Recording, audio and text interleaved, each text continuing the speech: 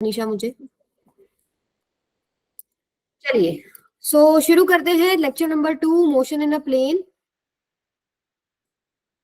Weightage आपके लिए मैंने ऑलरेडी ऐड कर रखी है स्लाइड पे, कभी भी आप चेक कर सकते हो।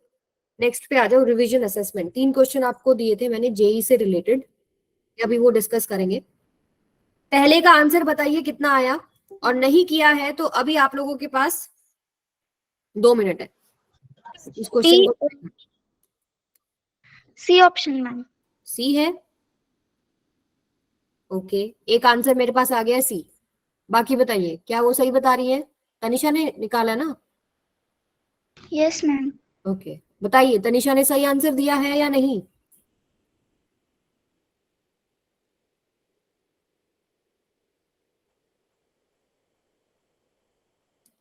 आदित्य सॉरी बोलने की जरूरत नहीं है बेटा, ठीक है, मार्क्स अच्छे हैं और आप क्वालिफाइड है। जिन बच्चों के मैंने नाम बोले ना वो सब क्वालिफाइड है, बट स्टिल आई एक्सपेक्ट कि आप लोग 40 से ऊपर स्कोर करो वहां पे। ठीक है, अच्छे स्कोर है और अच्छे से मेहनत करो और बढ़िया नंबर आएंगे। जिनका भी नाम लिया था एवरीवन वाज क्वालिफाइड।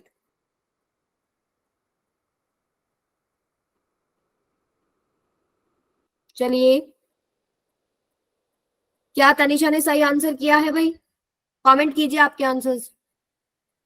गौरव, आदित्य, देवव्यूत, Harini, Aryan, Diya, come on. Option A B C D. Homework नहीं करके आए ना तुम लोग? नहीं तो तुरंत आ जाता ऑप्शन सी है या बी है या ए है।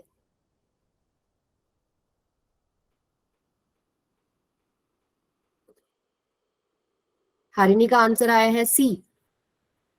सी के लिए हमारे पास आ गए हैं 3 answers. C is the right answer, 30√2। अभी देखिए क्या दे रखा है सवाल में, मैं फटाफट आपको समझा देती हूँ, जिन्होंने भी नहीं किया अभी ध्यान से देखेंगे।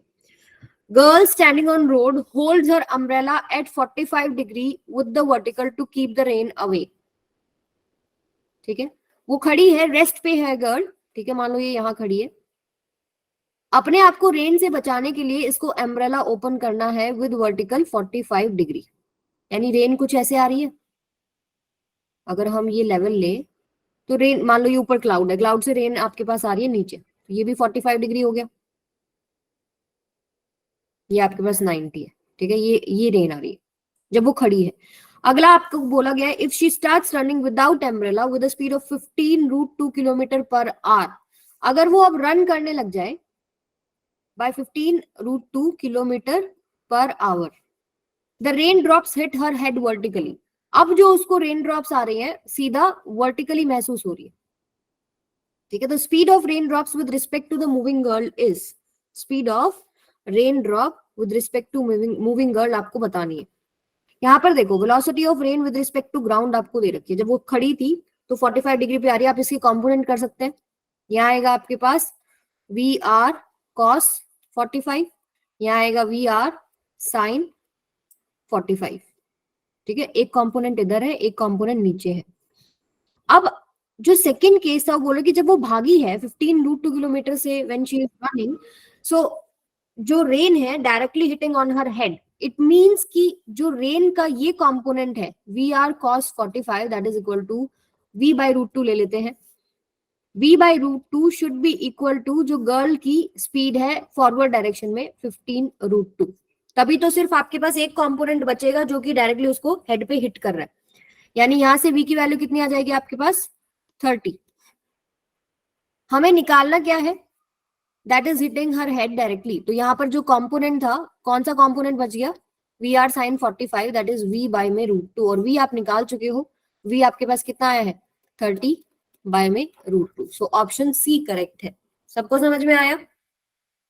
आपने रेन के कंपोनेंट्स ले लिए, फिर जब वो रन करती है तो 15√2 वाला बैलेंस होना चाहिए, तभी आपके पास रेन का जो कंपोनेंट है जो वर्टिकली आ रहा था वो उसको डायरेक्टली महसूस हो रहा है या उसको डायरेक्टली फील हो रहा है या सर पे उसकी हिट कर रहा है। क्लियर है सबको? Any doubt? चलो नेक्स्ट क्वेश्चन पे आ जाओ। A swimmer wants to cross a river from point A to point B. एक स्विमर को ए पॉइंट से बी पॉइंट पर जाना है। Line A B makes an angle of 30 degree with the flow of river. Flow of river किधर है? इस तरफ। यहाँ पर उसने 30 डिग्री बनाया लाइन ने। Magnitude of velocity of the swimmer is same as that of river. Swimmer की जो वेलोसिटी है वो रिवर के वेलोसिटी के बराबर है, ऐसे बोला गया। स्विमर की तो विद रिस्पेक्ट टू रिवर है, रिवर की विद रिस्पेक्ट टू ग्राउंड है। Okay, the angle theta with the line A B should be. तो ये थीटा एंगल कितना होना चाहिए, ये आपसे पूछा गया है। So that swimmer reaches point B, वो यहां पर पहुंच जाए। बताइए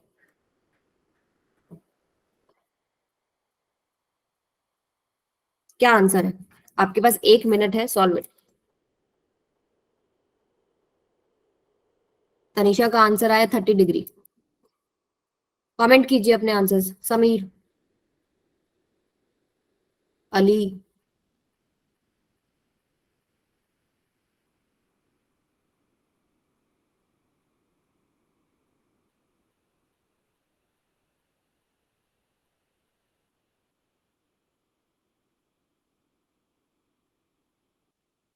हरिणी।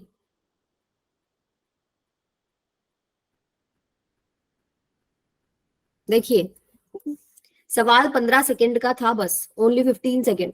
आपको पता है, देखिए यहाँ पर क्या है, रिवर का फ्लो, रिवर की वेलोसिटी आपको दे रखी है ना, ठीक है, और ये आपको स्विमर की दी है, और ये दोनों बराबर है। एक वेक्टर ये है, एक वेक्टर ये है, ठीक है, ये इसका रिजल्टेंट हो गया। ओके, अगर आपको ए से बी पे इसको पहुंचाना है, और दो वेक्टर्स अगर इक्वल है, v s is equal to v r है, तो जो रिजल्टेंट होगा वो मिड में से पास करता है। ठीक है, हमें नहीं पता था ये मिड में से पहले पास कर रहा है, हमने कोई रैंडम बताया कि ये रिजल्टेंट बनेगा दो वेक्टर्स का इस डायरेक्शन में, लेकिन हमें ये पता है कि दोनों वेक्टर्स इक्वल इन मैग्नीट्यूड है। सो जो रिजल्टेंट है वो मिड में से जाएगा। अगर ये 30 डिग्री है तो ये भी 30 डिग्री होगा। Simple concept. यहाँ पर आंसर कितना हो गया फिर? 30 डिग्री। आया समझ में? इसमें रिलेटिव वेलोसिटी का कोई कॉन्सेप्ट ही नहीं लग रहा था। सिंपल आपको ये पता है कि दो वेक्टर्स अगर इक्वल हैं सो मिड में से उसका रिजल्टेंट जाएगा। क्लियर है सबको? चलिए नेक्स्ट पे चलिए। A swimmer can swim with velocity of 12 km per hour in still water. Water flowing in a river has velocity 6 km per hour. The direction with respect to the direction of flow of river water he should swim in order to reach the point on the other bank just opposite to his starting point. Round off to the nearest integer, find angle in degrees. कितना answer आएगा? Comment your answer.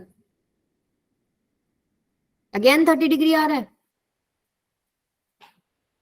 Yes, ma'am. Okay. Yes, ma'am. 30 degrees. Okay, एक और confirmation फिर मैं बताती हूँ। Aryan homework नहीं करके आया ना? ना गौरव करके आया? गुरमंत?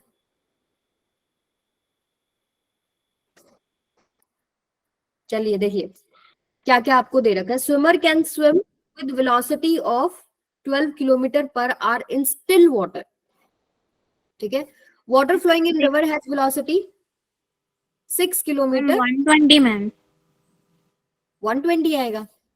चलो चेक करते हैं। एक आंसर आया 30, एक आया 120। लेट अस सी। तो रिवर वेलोसिटी आपको दे रखी है, ये विद रिस्पेक्ट टू ग्राउंड है, और स्विमर की दे रखी है with respect to water 12 kilometre per hour. Direction with respect to the direction of flow river water he should swim in order to reach the point on the other bank just opposite to his starting point. जैसे मान लो यहां से शुरू किया, if he starting from here, यहां पर पहुंचना है डायरेक्टली अपोजिट पॉइंट पर, so he should try to swim in this direction.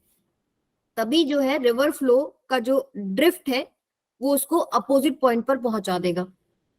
ठीक है, मान लेते हैं आपके पास ये एंगल कितना है? थीटा।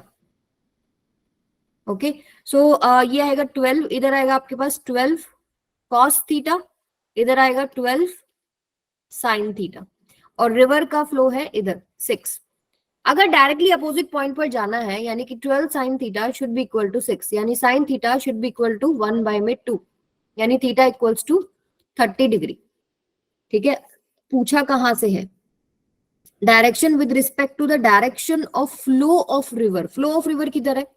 इस डायरेक्शन में ना, इसके साथ कितना एंगल है कंप्लीट, 30 प्लस में 90, 120 डिग्री। समझ में आया? Yes, ma'am. यस दिया? यस मैम, आ गया। ओके चलिए, तो नेक्स्ट पे चलते हैं। आज जो हम डिस्कस करेंगे, कुछ रिलेटिव वेलोसिटी की प्रॉब्लम्स और पेंडिंग है, पहले वो हम डिस्कस कर लेते हैं, then kinematics of circular motion हम स्टार्ट कर देंगे। तो मोशन अंडर ग्रेविटी के कॉन्सेप्ट को यूज करके रिलेटिव वेलोसिटी के क्वेश्चंस आ जाते हैं। जैसे find separation between A and B after 3 second. ये मान लो ए है, ये बी है। तो दो तरीके हैं सॉल्व करने के, पहले कन्वेंशनल मेथड से करते हैं, ठीक है। कन्वेंशनल मेथड क्या है, आपको ए और बी के बीच में सेपरेशन बताना है 3 सेकंड के अंदर कितना होगा। इनिशियल वेलोसिटी आपको दे दी 0 एक बॉल की, और एक बॉल की इनिशियल वेलोसिटी कितनी है, 3 metre per second. So displacement of ए अगर मैं निकालूं, वो क्या होगा आपके पास, यूटी प्लस में half a t square. Initial velocity 0 है, हाफ ए कितना आपके पास -10 इंटू में टी स्क्वायर यानी कि 9। इसको सॉल्व करेंगे -45 मीटर, ए का डिस्प्लेसमेंट आ गया। सिमिलरली आप बी का डिस्प्लेसमेंट निकाल सकते हो, यूटी प्लस में हाफ ए टी स्क्वायर।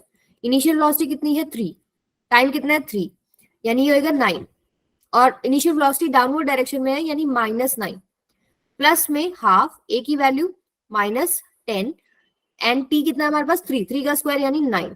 इसको आप सॉल्व करेंगे आएगा -54 मीटर। सेपरेशन बताइए कितना होगा दोनों के बीच में। 3 सेकंड में एक ने डिस्प्लेसमेंट किया -54, एक ने डिस्प्लेसमेंट किया -45।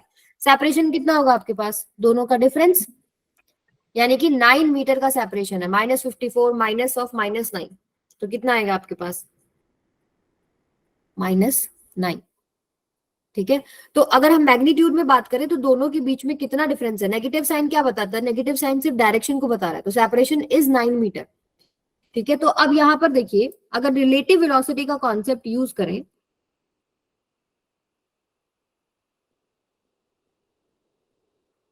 इसमें देखिए आप रिलेटिव वेलोसिटी निकाल लो ए की विद रिस्पेक्ट टू बी। कैसे लिखते हैं, ए की with respect to ground minus में बी की विद रिस्पेक्ट टू ग्राउंड।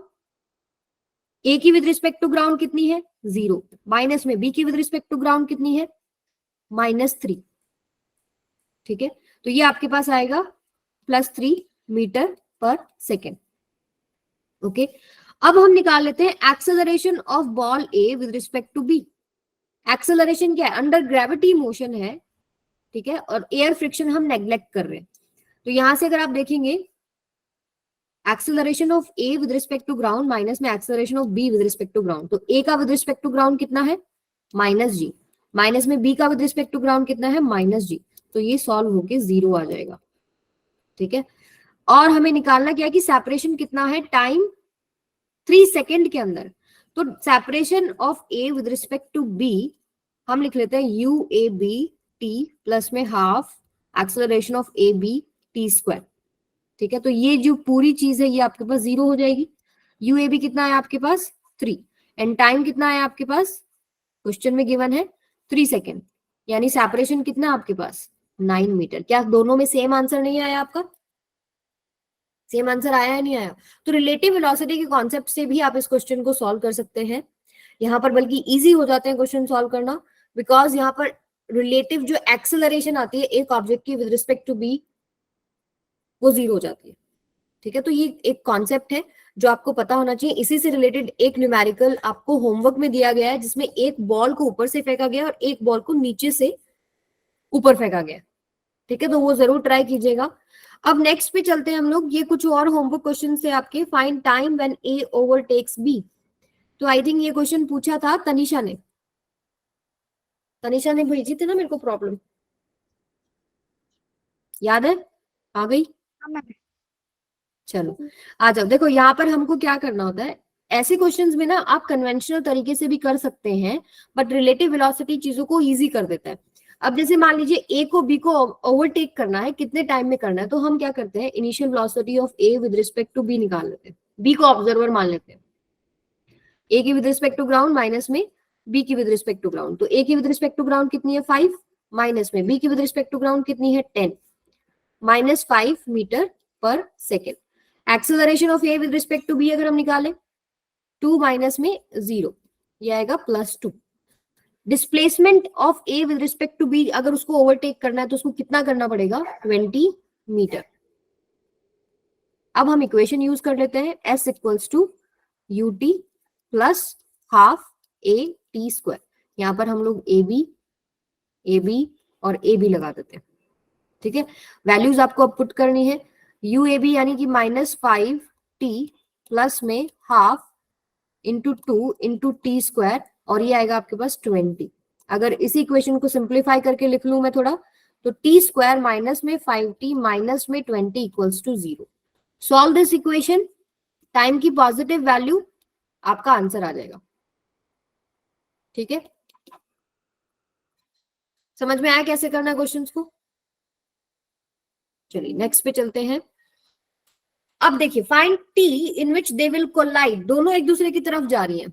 आपकी बुक्स में या नोट्स में या मॉड्यूल्स में ये टॉपिक जो है, ये जो क्वेश्चंस आप कर रहे हैं, ये velocity of approach, velocity of separation, इन नाम से भी मिल जाएगा, ठीक है। आपको इक्वेशंस ऑफ मोशन को रिलेटिव टर्म में लिखना होता है। जैसे मैंने यहाँ पर ये इक्वेशन लिख दी है, s A B u A B t plus में half A B t square.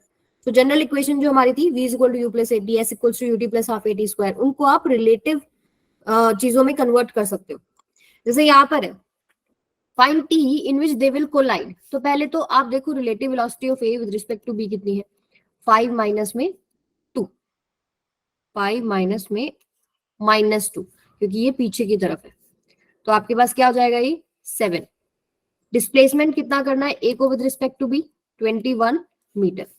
So acceleration of A with respect to B कुछ भी नहीं है, सो आप सिंपली यूज कर सकते हैं distance is equal to speed into में टाइम, ठीक है। तो यहां से आपके पास आएगा 21 इज इक्वल टू 7 इंटू में टी, टाइम आ गया आपके पास 3 सेकेंड, ठीक है। सेकेंड क्वेश्चन भी इसी तरीके से, find t in which they will collide, और लेकिन दोनों जो है सेम डायरेक्शन में चल रहे हैं और पीछे वाले ऑब्जेक्ट का वेलोसिटी आगे वाले ऑब्जेक्ट से ज्यादा है। तो यानी आप निकालेंगे velocity of A with respect to B, 5 minus 2 अब आ जाएगा 3, एस ए बी कितना हो जाएगा आपके पास 21, distance is equal to speed into में टाइम, एक्सेलरेशन क्योंकि दे ही नहीं रखा है, अदरवाइज आप अगर कहीं पर एक्सेलरेशन आ जाता है ए बी नहीं आता, then you will use s equals to u t plus half a t square equation. तो यहाँ से आपके पास टाइम की वैल्यू कितनी आ जाएगी, 21/3 यानी कि 7 सेकेंड। क्लियर है सबको? मैम अगर हम velocity b with respect to a ले लें तो -3 हो जाएगा, उस केस में तो टाइम नेगेटिव आ जाएगा। नहीं, उस केस में फिर आप जो डिस्प्लेसमेंट लेंगे वो भी आपके पास क्या आएगी, नेगेटिव आएगी ना। अगर मान लो आप ले रहे हो displacement of b with respect to a, यानी डिस्प्लेसमेंट आप इस डायरेक्शन में ले रहे हो और इस डायरेक्शन को हम नेगेटिव लेते हैं, साइन कन्वेंशन को फॉलो करोगे फिर आंसर गलत नहीं होगा, ओके ठीक है।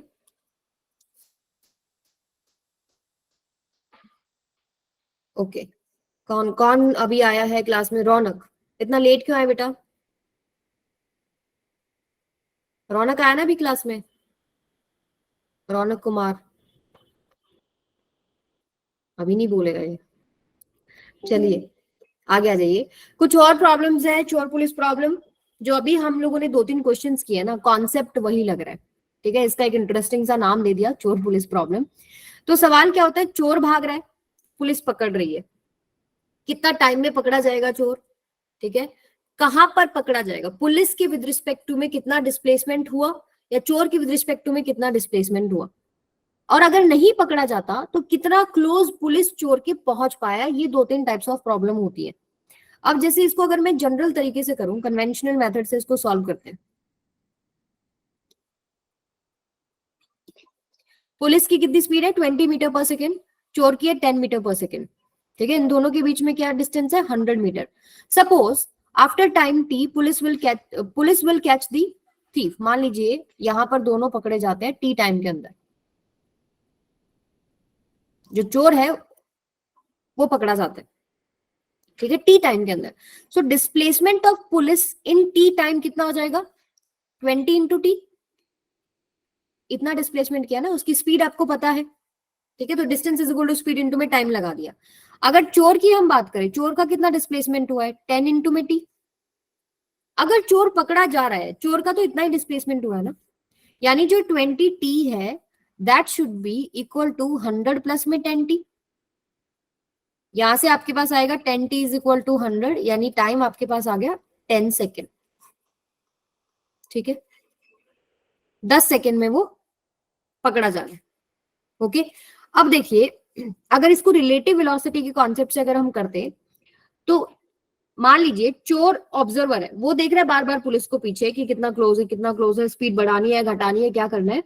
तो हम देखते हैं पुलिस को विद रिस्पेक्ट टू चोर, यानी कि आएगा 20 माइनस में 10, that is equal to 10। Displacement जो लेना है पुलिस ने विद रिस्पेक्ट टू चोर, वो क्या हो जाएगा 100। ठीक है, acceleration of police with respect to चोर नथिंग, जीरो गिवन ही नहीं है। So distance is equal to speed into में time, 100 is equal to 10 into में t। So t is equal to 100 by में 10, यानी आपके पास आंसर आ गया 10 सेकेंड। सेम आंसर आया ना। तो रिलेटिव वेलोसिटी के कॉन्सेप्ट से भी आप सॉल्व कर सकते हैं। अब देखिए एक और क्वेश्चन है जो ऑलरेडी सॉल्व्ड है। अब यहाँ पर देखिए आपके पास एक पुलिस है, एक चोर है। इनिशियल वेलोसिटी चोर की 0 है। सपोज चोर वो sitting and having a T and suddenly उसने देखा कि पुलिस जो है उसकी तरफ भागे आ रही है, तो उसने भागना शुरू किया with some acceleration 1 metre per second square. तो इनिशियल वेलोसिटी 0 बट अब एक्सेलरेशन है, पुलिस के पास कोई एक्सेलरेशन नहीं है। सो कन्वेंशनल तरीके से अगर आप करेंगे, सपोज टी टाइम के बाद जो है चोर पकड़ा गया, सो डिस्प्लेसमेंट ऑफ पुलिस कितना हो जाएगा 20 इंटू टी। चोर का कितना हो जाएगा, अब चोर के पास एक्सेलरेशन है तो s equals to u t plus half at square use करेंगे। u 0 है, हाफ a की जगह 1 t स्क्वायर। तो आप देखेंगे यहाँ पर 150 प्लस में half t square is equal to 20t होना चाहिए। एक इक्वेशन आएगी, टाइम की पॉजिटिव वैल्यू आंसर आ जाएगी। ये है एक नॉर्मल तरीका। अगर हम इसको रिलेटिव वेलोसिटी के कॉन्सेप्ट से करेंगे तो पुलिस की विद रिस्पेक्ट टू चोर आप निकालेंगे 20 माइनस में 0 प्लस 20।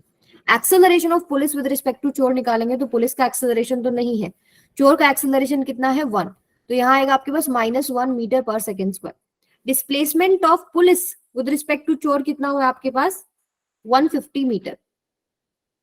इक्वेशन में आप पुट करेंगे चीजों को और एक क्वाड्रेटिक इक्वेशन आएगी, टाइम की जो पॉजिटिव वैल्यू आएगी वो आपका आंसर हो जाएगा। अब दो आंसर्स आ रहे हैं 10 सेकेंड एंड 30 सेकेंड। इसका मतलब क्या है, हम मानते हैं कि पुलिस अगर एक बार पहुंच गया उसके क्लोज तो पकड़ ही लेगा।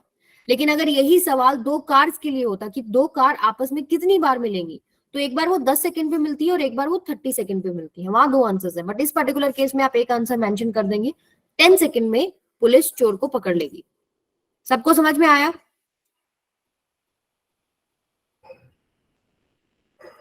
पक्का? दिया समझ में आया बेटा? ओके, चलिए एक इंटरेस्टिंग क्वेश्चन करते हैं अभी। Find the time in which police catches the thief, also find distance of closest approach if police is unable to catch thief. कोई जरूरी नहीं है ना कि जो चोर है वो हर बार पकड़ा जाएगा। मनी हाइस्ट देखिए आप लोगों ने, पकड़े जाते हो, हर बार बच जाते हैं ना। तो कुछ ऐसा ही केस पे इन्होंने क्वेश्चन बना दिया कि अगर मान लीजिए नहीं पकड़ा जाता तो कितना क्लोज पुलिस चोर के पहुंच पाती है, वो आपको डिस्टेंस ऑफ क्लोजेस्ट अप्रोच निकालना होता है। तो यहां पर अगर हम देखें relative velocity of police with respect to चोर कितना आपके पास 10 माइनस में 0 plus 10। Acceleration of police with respect to चोर 0 माइनस में 1 -1 मीटर पर सेकेंड स्क्वायर, ये metre per second. Displacement of police with respect to चोर ये आपके पास 100 मीटर। हम यूज कर सकते हैं SPC is equal to UPC t square plus में half APC t square. SPC आपके पास 100 है, UPC आपके पास 10 है टी स्क्वायर प्लस में हाफ A की वैल्यू -1 इंटू टी स्क्वायर, 2 से मल्टीप्लाई कर देते हैं 200 20 टी स्क्वायर माइनस में T square. So T square -20, कहाँ गड़बड़ की है ये, यहाँ पर टी स्क्वायर नहीं आएगा ना,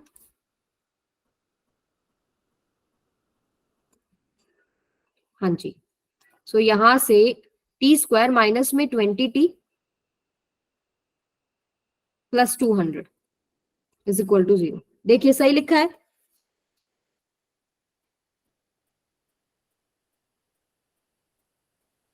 यस मैम। बट मैम इसके रियल रूट्स नहीं आ रहे।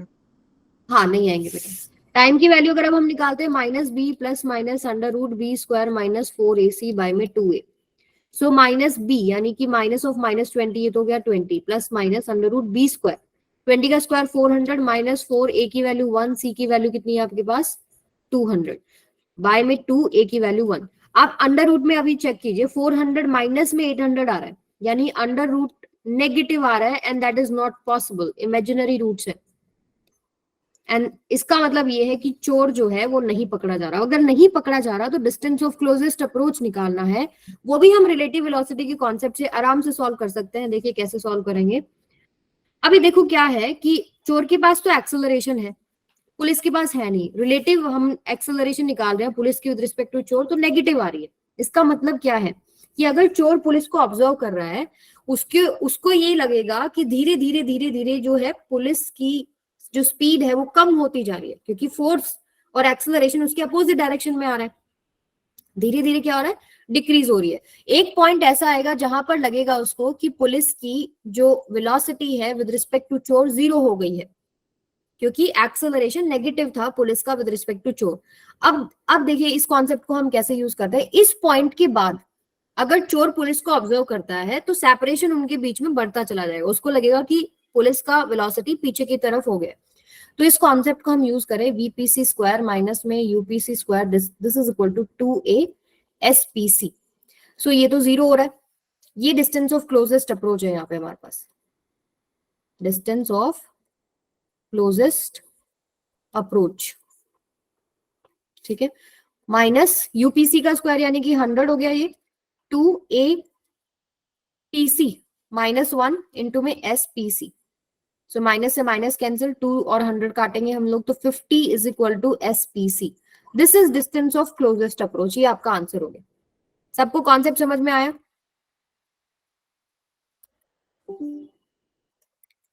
चलिए अब हम चलते हैं नेक्स्ट पार्ट पे। एक सवाल आपको होमवर्क में दिया था। A man can swim at a speed of 3 km per hour in still water. He wants to cross a 500-meter wide river flowing at 2 km per hour. He keeps himself always at an angle of 120 degree with the river flow while swimming. Find the time he takes to cross the river. At what point on opposite bank will he arrive? So किसने question try किया है, पहले तो वो hand raise करो। किसी ने नहीं किया ना? दोबारा इस क्वेश्चन को आप करके आएंगे। हरिणी और तनिषा ही हैं जो बस होमवर्क कर रहे हैं। ये क्वेश्चन आप प्रैक्टिस करेंगे बेटा एवरीवन, ठीक है। ये क्वेश्चंस जो है इंपॉर्टेंट है, कॉन्सेप्ट के रिवीजन के लिए आपको दिए जाते हैं। सो कल जब भी आपका नेक्स्ट क्लास होएगा तो आप मुझे बताएंगे कि अगर इसमें कोई डाउट रहते तो हम इसको डिस्कस करेंगे, ठीक है। अब बात करते हैं हम लोग थोड़ा सा kinematics of circular motion. Kinematics and dynamics, जब आपको काइनेमेटिक्स शुरू कराई थी मैंने तो वहां पर भी बात हुई थी, क्या डिफरेंस होता है दोनों के बीच में। काइनेमेटिक्स एंड डायनेमिक्स में क्या डिफरेंस है रौनक? Cause of motion. Cause of motion what, kinematics और डायनेमिक्स? देखिए जब हम कॉज पढ़ते हैं ना Dynamics. Motion, Motion. देखिए जब भी हम कॉज पढ़ते हैं मोशन का कॉज, वो आता है आपके पास डायनेमिक्स में, ठीक है। मोशन का हम इफेक्ट अगर पढ़ रहे हैं, जैसे कि मान लो इफेक्ट क्या है, वेलोसिटी चेंज हो रही है, एक्सेलरेशन आ गया, ठीक है, डिस्प्लेसमेंट हो गया, डिस्टेंस कितना मूव किया, ये इफेक्ट्स हैं।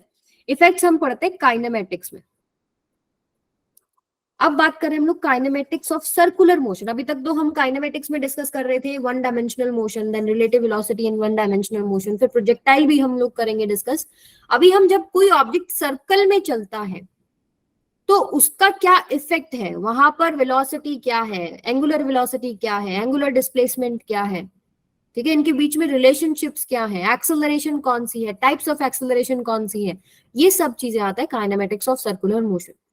ये चीजें वैसे सर्कुलर मोशन चैप्टर में भी डिस्कस हो सकता है, बट अभी हम काइनेमेटिक्स पढ़ रहे हैं तो मैंने सोचा कि इसको इसी में ऐड कर देते हैं।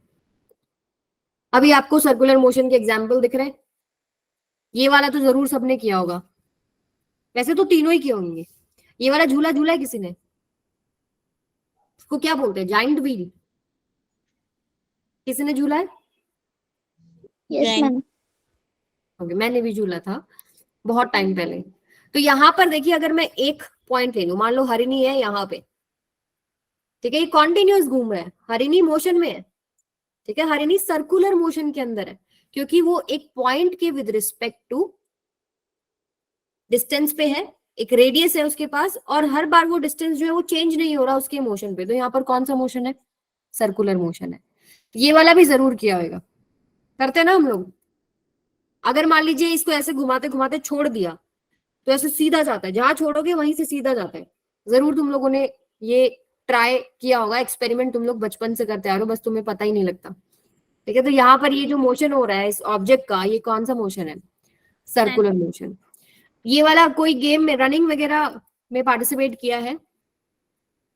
रनिंग की है किसी ने? मेडल लेके आया कोई? तनिषा ने की?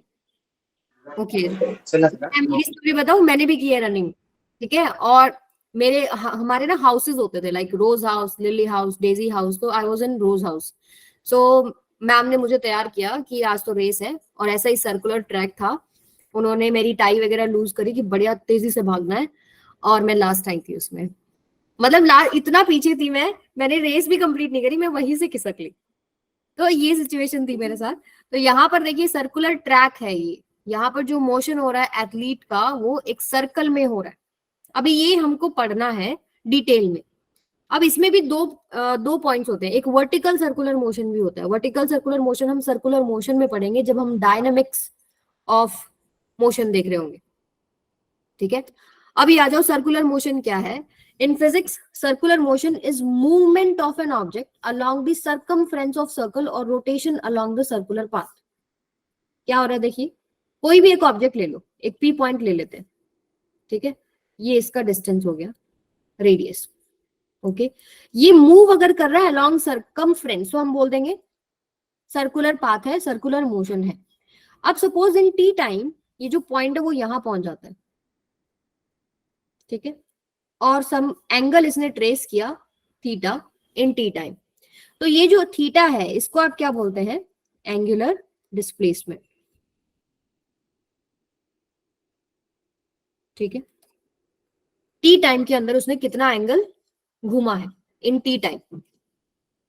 टी ने इस पॉइंट से, एक्स पॉइंट से वाई पॉइंट तक जो एंगुलर डिस्प्लेसमेंट लिया है थीटा, इसकी यूनिट क्या होती है आपके पास? Radian, Radian. ठीक है, एसआई यूनिट। और इसको हम मेजर किस में कर सकते हैं? डिग्री में कर सकते हैं। इनके बीच में रिलेशनशिप आपको पता है, 360 degree equals to how much radian? 2 pi radian. 2 pi radian. बाकी सब आप निकाल सकते हैं, 180 में कितने रेडियन होते हैं, 90 में कितने, 60 में कितने, 30 में, you are well aware about that. अब बात करते हैं डायमेंशन की। डायमेंशन यूनिट्स एंड डायमेंशन में पढ़ा होगा, एंगल का क्या होता है dimension? No dimension. No, dimensionless. Yes, dimensionless. But क्या ये यूनिटलेस है? No ma'am. Oh, Yeah. ma'am. No ma'am. तो ये पॉसिबिलिटी है कि कोई क्वांटिटी का डायमेंशन ना हो बट यूनिट हो, ठीक है। सो डायमेंशन आपके पास क्या होगा? m की पावर 0, l की पावर 0, t की पावर 0। अच्छा, अब एंगुलर डिस्प्लेसमेंट आपके पास वेक्टर है कि स्केलर है? वेक्टर और स्केलर, बताइए। एंगुलर डिस्प्लेसमेंट वेक्टर और स्केलर? Vector. वेक्टर। वेक्टर। तो डायरेक्शन क्या फिर?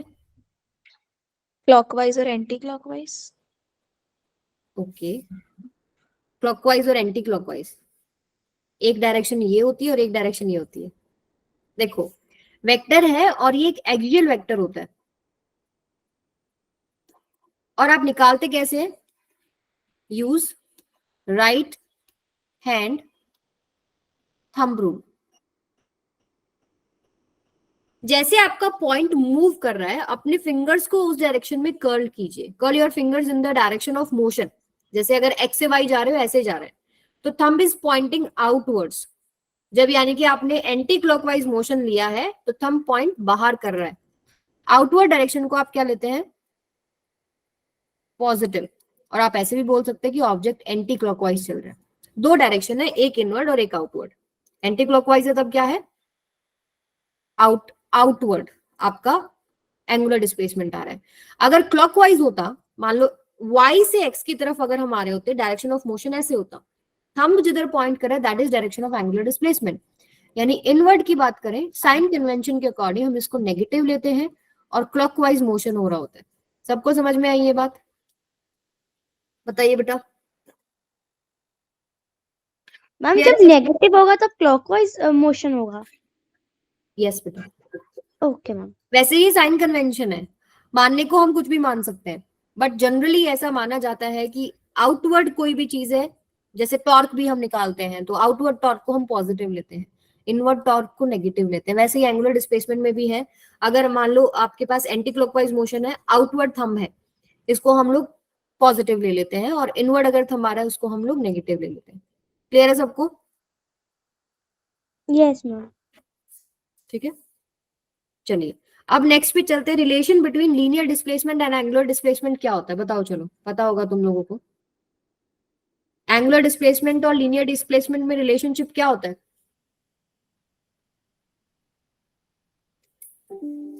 v is equal to r omega.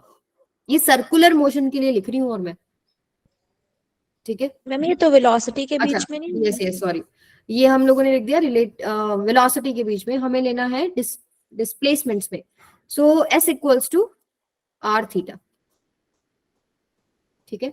इसको हम डिराइव सिंपल तरीके से कर सकते हैं। फॉर एग्जाम्पल एक पॉइंट है, ये आर है, ये यहां से इस पोजीशन को एक्स मान लो, ये यहां जा रहा है वाई पोजीशन पे, इसने एंगल लिया थीटा, तो ये सरकमफ्रेंस के अलोंग जो ले रहा है इसको आप क्या लेते हैं?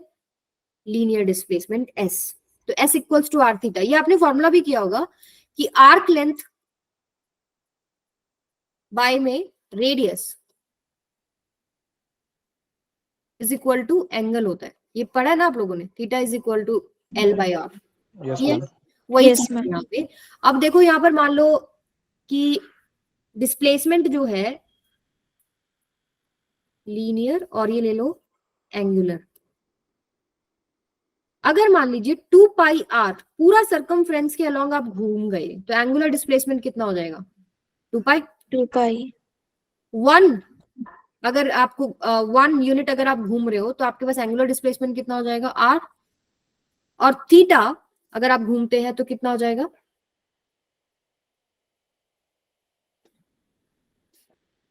इसको ऐसे करो, उल्टा कर दिया मैंने,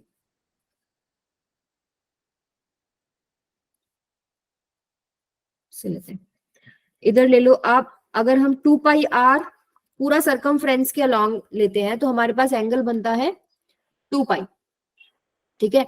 अगर आप 1 रेडियन की बात करें तो कितना लीनियर डिस्प्लेसमेंट होगा? दिस इज लीनियर, तो कितना होगा? R. अगर हम थीटा रेडियन की बात करें तो कितना डिस्प्लेसमेंट होगा? R theta. इसी को हम लोग क्या बोल देते हैं? एस। समझ में आया? सिंपल एक रिलेशन निकाला गया है, s equals to r theta. अब नेक्स्ट पे चलते हैं, हम लोग कुछ कंपैरिजन कर लेते हैं। जैसे लीनियर मोशन की अगर हम बात करें तो आपने एक ये तो पढ़ ही लिया कि इसमें हमारे पास लीनियर डिस्प्लेसमेंट एस है, इसमें एंगुलर डिस्प्लेसमेंट थीटा है। एक आपने लीनियर वेलोसिटी पढ़ा था, लीनियर वेलोसिटी में भी 2 पार्ट पढ़े थे, एक आपने इंस्टेंटेनियस वेलोसिटी पढ़ा था और एक आपने एवरेज वेलोसिटी पढ़ा था। एवरेज वेलोसिटी हम कैसे लिखते हैं? डेल्टा एस बाय में डेल्टा टी। इंस्टेंटेनियस वेलोसिटी कैसे लिखते हैं? डी एस बाय में dt. सिमिलरली यहाँ पर हम ओमेगा इंस्टेंटेनियस कैसे लिखते हैं? डी थीटा बाय में D T. And omega average क्या होता है आपके पास? डेल्टा थीटा बाय में डेल्टा टी। अगर मुझे डिस्प्लेसमेंट निकालना था तो मैं क्या करती थी? v dt t1 से t2। सिमिलरली अगर मुझे थीटा निकालना है तो ओमेगा dt t1 से t2। यहां पर मुझे बताओ डायरेक्शन कैसे मेजर करूं मैं एंगुलर वेलोसिटी की?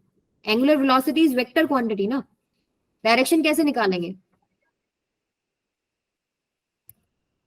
बताओ? क्या होता है angular velocity? Rate of change of angular displacement. भाई डेल्टा टी टाइम में उसने कितना एंगल घूमा, ठीक है। सो यहाँ पर देखिए डायरेक्शन वही है आपके पास जो एंगुलर डिस्प्लेसमेंट की होती है, आप राइट हैंड थंब रूल से ही निकालते हैं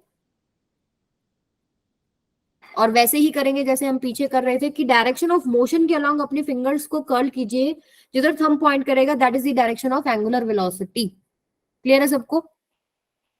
एंगुलर डिस्प्लेसमेंट वाली है, एंटी क्लॉकवाइज घूम रहा है तो आउटवर्ड, क्लॉकवाइज घूम रहा है तो इनवर्ड, दो ही डायरेक्शन होती है इसकी भी। यूनिट क्या होती है आपके पास?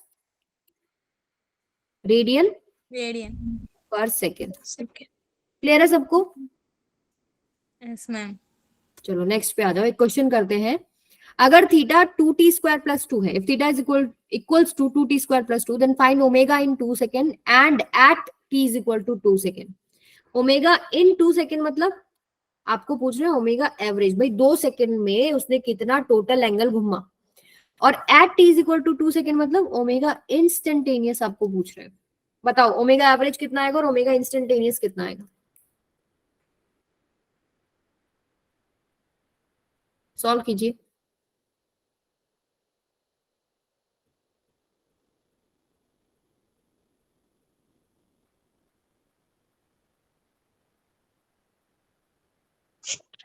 Eight radian per second and 5 radian per second. Okay, omega average से Instantaneous आपके पास and delta average. Theta delta T, यानी आप लिखेंगे θ2 माइनस में θ1 बाय में टोटल टाइम जो भी आपके पास। अब θ2 माइनस θ1 क्या है आपके पास? सेकंड पोजीशन पे जो भी एंगुलर डिस्प्लेसमेंट है माइनस में फर्स्ट पोजीशन पे जो एंगुलर डिस्प्लेसमेंट है।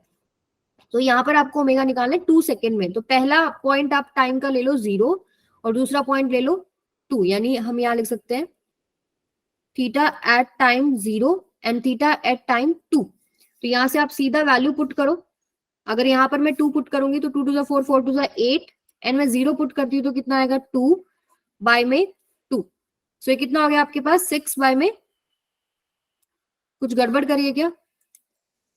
3 3 रेडियन नहीं सेकेंड। मैम आप सही है। सही है पक्का? Yes, ma'am. दोबारा चेक कर देंगे। मैम आप सही हैं, वो बोल रहे। अच्छा नहीं, यहाँ पर 10 आएगा बेटा। आप जब t की वैल्यू 2 पुट करेंगे, 2 to the 4 to the 8 plus 2 भी तो है ना, तो ये आएगा आपके पास 10 माइनस 2/2 यानी 8/2 यानी कि 4। सही आया आपका 4। इंस्टेंटेनियस जब आप निकालते हो तो d थीटा बाई dt, आप सिंपली उसको with respect to time differentiate करते हैं, तो आपके पास क्या हो जाएगा? आप इसको डिफरेंशिएट करेंगे तो कांस्टेंट का तो 0 हो जाएगा और इसका कितना हो जाएगा? 4t। एंड किस पे निकालना है आपको? At t is equal to 2 second. So आपके पास d थीटा बाई dt कितना हो जाएगा? ओमेगा इंस्टेंटेनियस लिखेंगे that is equal to 8 radian per second. Clear है सबको? देख लीजिए, एनी डाउट? चलो नेक्स्ट पे आ रहा। अब relation between linear and angular velocity, अभी मैंने पीछे लिखा था, अटेंशन देखते हो तुम लोगों की कितनी थी क्लास में, बताओ V क्या? equals to R omega। Yes, Gurmant को अभी बिल्कुल सही याद है, v is equal to r omega. ठीक है, इसको भी हम सिंपल तरीके से डेराइव भी कर सकते हैं। फॉर एग्जाम्पल आपके पास ये सर्कुलर मोशन है और इसमें आपके पास एक पॉइंट P x पोजीशन से y पोजीशन पे जा रहा है। ये आपके पास मान लो r है, ये भी r होगा। सो बताइए कैसे डिराइव करें? आपको एक चीज पता है, v होता है आपके पास ds बाय में dt। ठीक है, और s आप निकाल चुके हो, s क्या होता है आपके पास? r थीटा, यानी v is equal to d by dt of r theta. अब r तो कांस्टेंट है, रेडियस तो चेंज नहीं होता, वो आप बाहर ले सकते हो, d थीटा बाय में dt that is equal to v। यहां से d थीटा बाई dt क्या होता है? Omega. Omega. v is equal to r omega आ गया। ठीक है, बट हमेशा याद रखें v is equal to r omega जो रिलेशनशिप है only true for circular motion. अब इसका क्या मतलब है? सपोज कि आप खड़े हो एक पॉइंट पे, ये आप रोड पे खड़े हैं यहाँ पर, और आपके सामने से एक गाड़ी जा रही है इस पोजीशन से, अब वो इस पोजीशन पे पहुंच रही है। आपकी जो आईज है पहले पोजीशन ए पे देख रही थी उसको, और फिर उसको पोजीशन बी पे देख रही है। ए से आपकी आईज घूम रही है ना बी की तरफ, तो यहाँ आपके एंगल देख पा रहे हो, ये एंगल भी ट्रेस होता है। कोई भी मोशन है अगर आप उसको, चाहे वो लीनियर मोशन है, अगर आप उसको ऑब्जर्व करते हैं तो आपके विद रिस्पेक्ट टू वहां पर कुछ एंगल ट्रेस होता है। यानी जो एंगुलर वेलोसिटी है that is not only the property of circular motion, वो आप जनरल मोशन में भी देख सकते हैं एंगुलर वेलोसिटी। तो इसका जो करेक्ट फॉर्म है जो हर जगह लग जाएगा वो आपके पास क्या है, v perpendicular equals to r omega. अब सर्कल में क्या होता है आपके पास, जो परपेंडिकुलर आपके पास जो वेलोसिटी होती है सर्कल में हमेशा रेडियस के परपेंडिकुलर ही आएगी। जब भी सर्कल में चलेगा तो हम वहां पर वो v परपेंडिकुलर साइन नहीं लगाते, ठीक है। लेकिन अगर आप इन जनरल देख रहे हैं, मान लो मैं आपसे ये पूछूं कि मुझे बताओ angular velocity at B position, तो आपको क्या चाहिए होगा, इस पोजीशन के ऊपर आपको परपेंडिकुलर वेलोसिटी निकालनी है। परपेंडिकुलर टू व्हाट, ये जो भी आप इसको ज्वाइन करेंगे ये हो गया आपके पास r, और इसके परपेंडिकुलर आपको वेलोसिटी चाहिए होगी। फिर आप ये इस रिलेशनशिप में पुट करेंगे और यहाँ पर एंगुलर वेलोसिटी निकाल पाएंगे। समझ में आया सबको? अब अलग अलग जगह पर अलग अलग होगा। अगर आप यहाँ देखेंगे तो r देखिए यहाँ पर अलग है, हो सकता है कि जो ऑब्जेक्ट है वो एक कांस्टेंट स्पीड से चल रहा है 10 मीटर पर सेकंड से, ठीक है। यहाँ पर आप देखेंगे तो r आपका अलग है, हो सकता है आप इसको यहाँ देख रहे होते, यहाँ तो इसका वेलोसिटी परपेंडिकुलर ही होता। इसका क्वेश्चन करते हैं फिर आपको समझ में आएगा। Find angular velocity of particle with respect to o when it is at a, जब वो a के ऊपर है, यहां पर जब वो है तो आपको निकालनी है एंगुलर वेलोसिटी। तो जो रिलेशनशिप है, अब यहां पर देखो ओमेगा होता है v परपेंडिकुलर बाय में r। आप मुझे एक बात बताइए, अब r क्या है, ये आपका ऑब्जर्वेशन पॉइंट है और a को आप ऑब्जर्व करें, r क्या आपके पास 4 है। v परपेंडिकुलर कितना है यहाँ पर, जो 10 मीटर पर सेकेंड दे रखी है, क्या वो पहले से ही परपेंडिकुलर नहीं है क्या r के? Yes ma'am. तो 10/4, 2 2 जा 4, 2 5 जा 5/2 रेडियन पर सेकेंड आंसर हो गया। अगर बी पोजीशन के ऊपर अगर मुझे निकालना है, ये आपके पास है ए पोजीशन पे, अब मुझे निकालना है बी पोजीशन पे angular velocity v perpendicular by में r। अब ये 10 मीटर पर सेकेंड से कॉन्टिन्यूस चल रहा है, तो अब बताओ क्या ये 10 मीटर पर सेकेंड, ये जो आपके पास डिस्टेंस होगा r, इसके परपेंडिकुलर है? No ma'am. नहीं है, तो मुझे परपेंडिकुलर कंपोनेंट निकालना पड़ेगा। अब मैं वो परपेंडिकुलर कंपोनेंट कैसे निकालूं? देखो ये आपके पास 10 है, इसको एक्सटेंड कर देते हैं, ये 37 है, ये 90 है, ये कितना हो जाएगा 53, 53 हो गया ना। तो ये कितना हो जाएगा आपके पास 53। अब आप इस 10 के कंपोनेंट्स ले सकते हैं, एक आपके पास आएगा इसी डायरेक्शन में 10 cos 53 और एक आएगा ऐसे 10 sin 53। क्या बताओ अब 10 sin 53 परपेंडिकुलर नहीं है क्या आर के? परपेंडिकुलर हो गया 10 sin 53। अब आर क्या लूं मैं, आर बताओ। 37 डिग्री और 53 डिग्री ट्राइंगल आपको पता है, हाइपोटेन्यूज क्या होती है उसमें? 4/5 5 होती है ना। 4/5 4/5 नहीं, हाइपोटेन्यूज देखो 37 डिग्री का ट्राइंगल अगर आप लेते हैं, दिस इज 37, तो ये 3 है, ये 4 है, ये 5 होता है, ऐसे ही होता है ना। तो ये 37 डिग्री है, इसके सामने वाली साइड तो 3 हो गई, ये वाली साइड 4 हो गई, तो ये कितना हो जाएगा 5, ये आएगा 5, 5 1 जा 5 2 जा 2। अब sin 53 कितना होता है? 3/5 sin 53 4/5 4/5। हाँ, ये 4 53 अगर है तो ये 4 है, ये 3 है, 5 है। sin 53 इज 4/5, यानी 2 इंटू में 4/5, यानी 8/5 इसका आंसर हो गया। समझ में आया? आप क्लियर है? ओके, चलिए एक क्वेश्चन और करके दिखाइए मुझे आप इसका। ये वाला बताओ, आपको निकालना है angular velocity of v with respect to a। A आपका ये पॉइंट हो गया और यहाँ पर आपको एंगुलर वेलोसिटी निकालनी है। ऑब्वियस सी बात है 20 metre per second is not perpendicular velocity to r। r होता है जो इन दोनों पॉइंट्स को आप ज्वाइन करते हैं, ठीक है। तो यहाँ से v perpendicular by r solve करके मुझे आंसर बताओ कितना होगा। r is not radius here, ये भी थोड़ा ध्यान रखें, उन दोनों पॉइंट्स को आप ज्वाइन करते हैं वो आपके पास r आता है। हाँ जी उत्कर्ष बेटा, बिल्कुल at the end of class आपने ज्वाइन किया है। उत्कर्ष टाइम से ज्वाइन कीजिएगा नेक्स्ट क्लास से।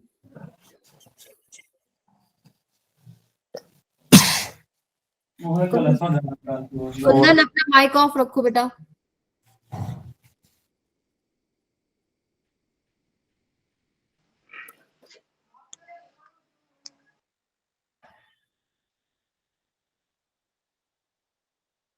रौनक है क्लास में? रौनक बेटा आपके फिजिक्स में 50 मार्क्स हैं, 2 बच्चों के 50 मार्क्स हैं Yes, ma'am. और जो Present. मेरे पास अभी तक लिस्ट आई है, एक डेब्यूट है, डेब्यूट के 60 मार्क्स हैं। 60 से ऊपर है किसी के? 60 से ऊपर किसी के मार्क्स हैं? ओके, सो डेब्यूट के हाईएस्ट है, उसके बाद अच्छा 60 और 50 के बीच में किसी का स्कोर है? ओके, देन 50 यानी रौनक है एंड एक और स्टूडेंट है, मैं नाम बता देती हूँ।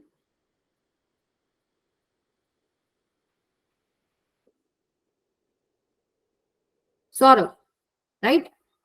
सौरभ के भी 50 मार्क्स हैं। फिर आते हैं हमारे अवनी एंड समीर। अवनी के आपके पास है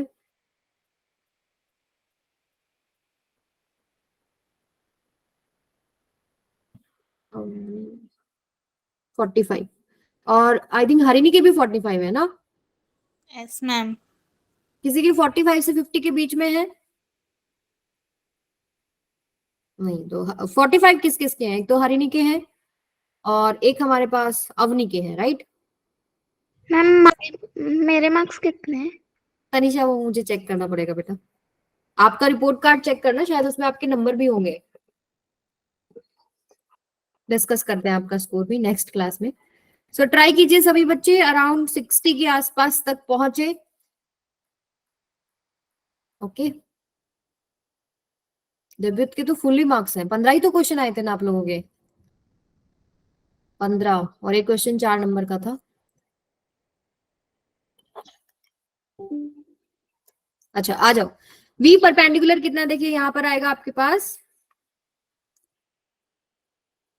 20 cos 37 और इधर आएगा आपके पास 20 sin 37। So v perpendicular is 20 sin 37 divided by में आर कितना है 3। सो 20 sin 37 कितना होता है 3/5 और ऑलरेडी 3 है तो ये 4 रेडियन पर सेकेंड। ये क्वेश्चन आप ट्राई करके आएंगे, ये लगभग ऐसे आप मान लो कि ये परपेंडिकुलर ही है, ठीक है? ये आप ट्राई करेंगे, आपको निकालना है angular velocity at P with respect to O, ये आपका क्वेश्चन है। ओके, सो इसमें अभी बहुत सारे क्वेश्चन और पेंडिंग है, वो हम लोग डिस्कस करेंगे नेक्स्ट क्लास में। और आप लोग क्या कीजिएगा, देखिए ये वाला क्वेश्चन है, ये वाला तो आपको करना ही है। इससे नेक्स्ट स्लाइड पे है, एक प्रोजेक्टाइल मोशन से रिलेटेड दे रखा है, एक ये टाइप ऑफ क्वेश्चन है और ये हम ऑलरेडी डिस्कस कर चुके हैं, ये आप ट्राई कीजिएगा, हम नेक्स्ट क्लास में डिस्कस करेंगे। Frequency time period next class में हम लोग डिस्कस करेंगे। समरी में हमारे पास क्या, आज हमने जो प्रॉब्लम्स पहले की पेंडिंग थी रिलेटिव वेलोसिटी की, वो हम लोगों ने डिस्कस करी है। और क्या किया बताओ?